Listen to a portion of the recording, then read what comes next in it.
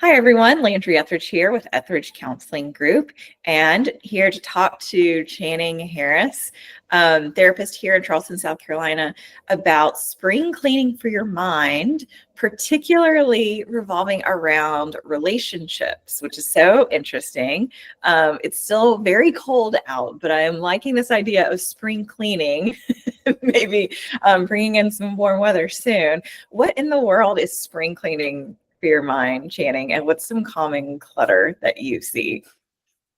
Yeah, so hoping for that warmer weather, but as the spring comes, generally with the warmer weather, we also find ourselves kind of changing over the seasons and going through the stuff of our house, our closets, even redoing some of the landscaping. So similarly, like feeling like it was the appropriate time to talk about doing that for your mind, going through kind of old stuff that's weighing us down, not helpful, so things like rigid goals and cognitive distortions and things that are draining your self-esteem instead of kind of building it up. But as you said, with this one in particular that we're talking about today is in relationships, like having good, healthy relationships and healthy connection. Can we clean out the stuff that's not fostering those things, the things that's kind of weighing down our relationships? So disconnection. So how can we go about taking stock of our relationships and our connections as we're thinking about kind of spring cleaning in this area of our lives? Yeah, I think, really taking some time to reflect and say, am I feeling connected overall? Do I overall feel connected and like I have healthy support externally to myself? And, if the answer is yes, that's great. And then thinking about individual relationships too. Are there any relationships that don't feel like they're going so well or feel a little distant? If the answer is no, you can probably think of more of those. And then identifying the ones, well, what are the ones that are really important to me, that I really want to have built up and be healthy? And I know in this article that you wrote on this topic, you were talking about planting seeds. What does that look like? What would it look like? And how do we plant seeds in our relationships?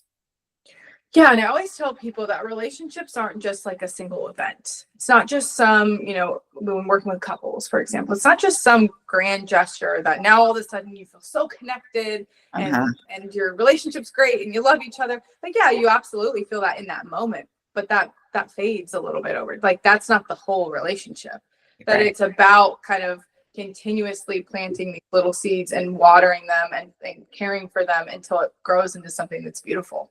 Something that you admire and is precious to you and you adore and want to take care of. And that, isn't just for romantic relationships, but that's for family relationships, for friend relationships. So that's, even things like emotional connection. It doesn't, but there's a bunch of different types of that. There's like emotional connection, there's intellectual connection, there's shared activities, the list could go on. So how do we nurture?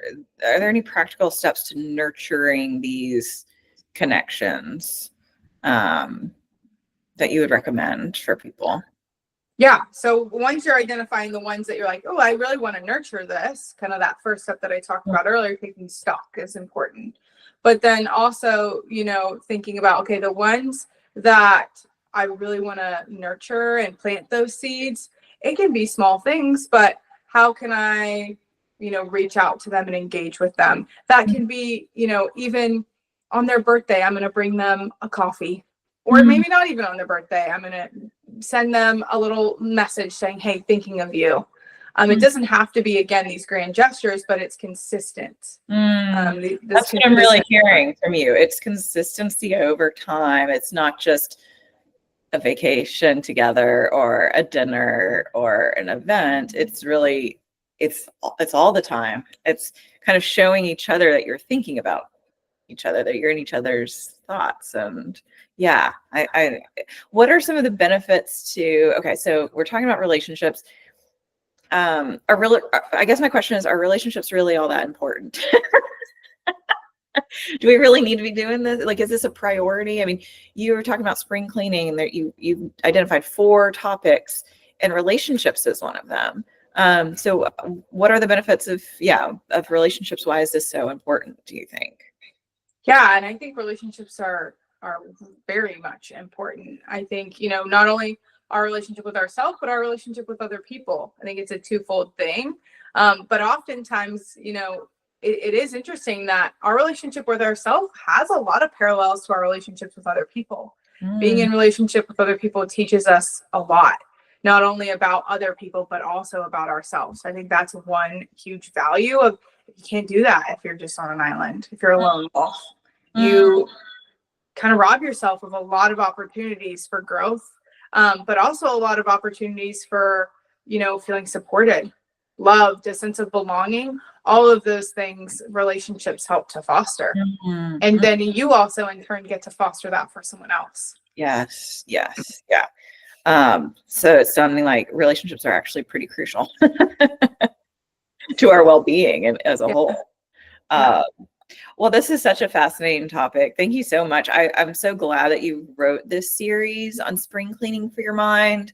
Because life is busy, you know, a lot of times we're pouring into other people and not really doing that important work of examining and pondering and investing in ourselves and our minds, our emotions, our relationships. So I think this is just, yeah, a fantastic topic. Thank you so much for chatting with us about this. For anybody interested in reading more, head over to the blog. You can find Channing's articles on spring cleaning at LandryEtheridge.com and sign up for our newsletter to you'll get those delivered straight to your inbox once a week.